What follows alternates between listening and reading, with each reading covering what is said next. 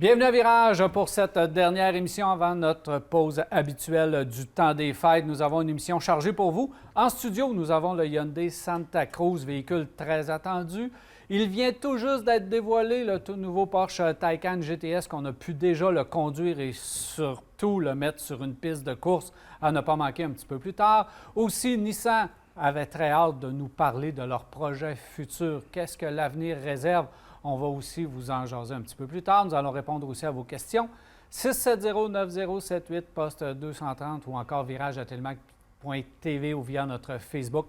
C'est les façons de nous rejoindre et de nous poser vos questions. Jacques, bienvenue. Marc Bouchard, salut. Salut, Daniel. Ça va bien? Très bien, merci. Alors, beaucoup de choses à l'émission aujourd'hui, beaucoup de choses à jaser, mais avant, nous avons en studio le fameux Hyundai Santa Cruz, un véhicule très attendu de ma part, parce que ça fait déjà 5, 6, 7 ans, je me souviens même plus tellement que ça fait longtemps que Hyundai nous ont présenté le véhicule concept, du même nom d'ailleurs. Ça, bravo à Hyundai, ils ont conservé le nom.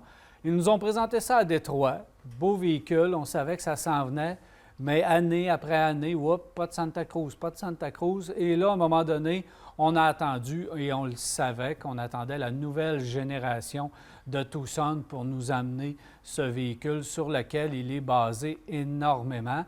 Bon, ce n'est pas un nouveau segment, même si du côté de chez Hyundai, on nous dit que c'est un nouveau véhicule aventure sport. Ce n'est pas un vu traditionnel.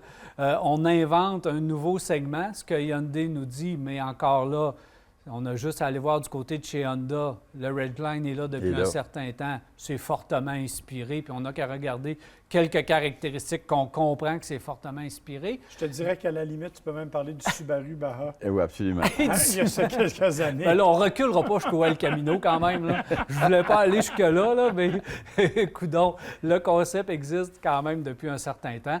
Mais une chose qu'il faut donner à Hyundai, c'est qu'on a réussi à vraiment bien emballer le tout parce que c'est un véhicule qu'au niveau design, il se démarque vraiment. Là. Totalement. Et tu l'as dit, il est basé sur le Tucson. Moi, j'avais eu l'occasion d'essayer ce véhicule-là au lancement, quand ils l'ont lancé il y a quelques mois. D'ailleurs, on l'avait présenté à l'émission. Et c'est ça qui est le plus impressionnant, en fait. C'est que, oui, il est largement basé sur le Tucson, tant du point de vue esthétique qu'au niveau de la structure. Quand on est assis à l'intérieur, on a la sensation d'être dans un Tucson, mais avec le comportement routier d'une mini-camionnette, il faut le dire. Et au niveau du look, c'est vraiment bien réussi. On n'a justement pas cette impression-là d'avoir rajouté quelque chose. C'est vraiment esthétiquement bien englobé, je te dirais. C'est très homogène comme silhouette.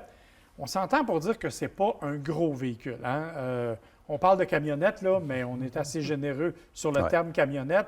On a une boîte de 1,3 mètres, 4,3 pieds pour être précis. Clairement, ce n'est pas là-dedans que vous allez transporter vos feuilles de J-Proc la semaine prochaine. Mais c'est un véhicule qui, à l'intérieur, cependant... Pardon. En poudre. Ouais, c'est ça. On va la scier en morceaux. Par contre, à l'intérieur, beaucoup d'espace, le même espace que dans un Tucson, en fait.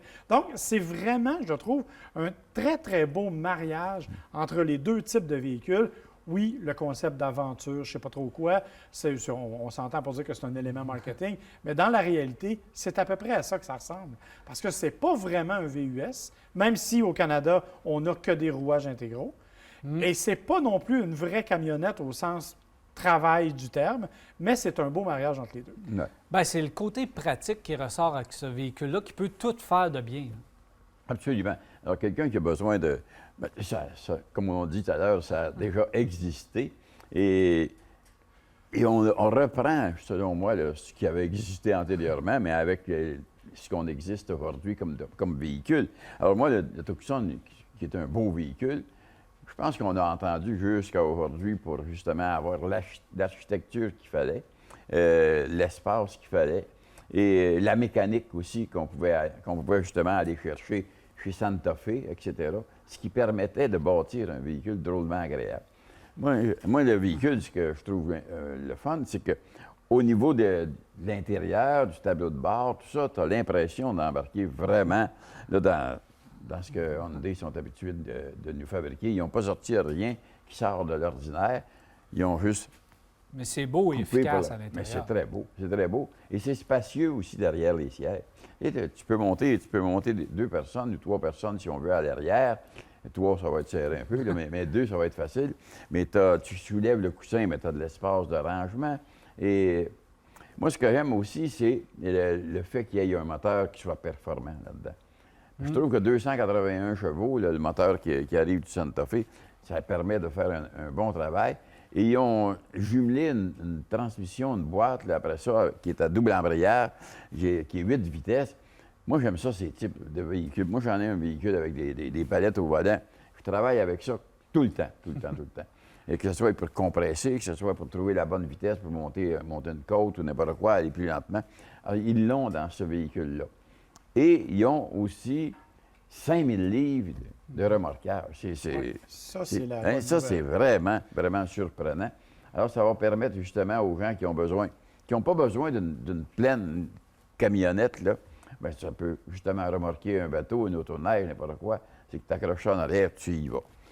Comme tu dis, là, au niveau de la boîte, là, c'est pas ce qu'il y a de plus grand, mais elle va être pratique parce qu'elle est transformable. Bien, c'est ça. On peut l'aménager comme on veut, la boîte. Il y a le couvre-boîte qui nous donne un espace de rangement fermé, hermétique et...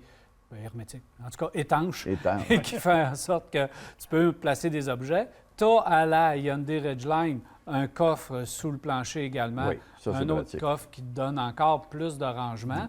Alors, le côté pratique est là du côté du Santa Fe, du Santa Cruz, puis ça te donne tout ce que tu as besoin. Puis tu as des accessoires qui te permettent d'allonger ta boîte, ta surface utile. C'est vrai. Puis tu as toutes sortes de trucs que tu peux accrocher. Il y a des rails. Le système de rails à l'intérieur de la boîte est bien fait, bien pensé pour permettre de le diviser. Donc, oui, écoute, j'ai l'air bougon, là, mais l'idée, c'est qu'on le présente comme une camionnette, ce qui n'est pas vraiment le cas, mais c'est un véhicule qui peut quand même avoir un côté pratique. Et la question, c'est combien de gens utilisent réellement les capacités d'une camionnette, alors que ça ferait la plupart du temps tout à fait le travail. Et messieurs, moi, je suis allé, quand on a fait le lancement, on est même allé se promener un petit peu hors route. Rien de majeur, là. Mais on est allé quand même le faire. Et ce véhicule-là est d'une douceur, même en capacité hors route. Donc, honnêtement, pour moi, c'est un beau coup. Mon gros bémol, c'est le prix. Le problème, c'est qu'il s'est retrouvé à peu près en même temps que le Ford Maverick. Ford Maverick qui est un succès monstre parce que le Ford Maverick part à 26 000 C'est ça. alors que celui-là, vous allez me dire, le Maverick à 26 000 là, c'est un hybride de roues motrices. C'est vrai. Celui-là arrive automatiquement en 4 roues motrices, mais c'est 34 000 de prix de base. Et plus on augmente, évidemment, celui qu'on a en studio vaut probablement 50 000 ou à peu près. Donc, évidemment, là, c'est une marge énorme. Celui-ci est vraiment raffiné, là. J'adore l'intérieur, j'adore qu'est-ce qu'on a fait, bloc instrument digital au complet, console centrale, le rangement pour faire de la route avec est là, le confort est là, les matériaux, l'aménagement, même l'assemblage qui est à peu près irréprochable. C'est un véhicule qui est un peu plus haut de gamme aussi que le Maverick. D'après moi, plus proche d'un Ranger que du Maverick en termes de qualité de produit.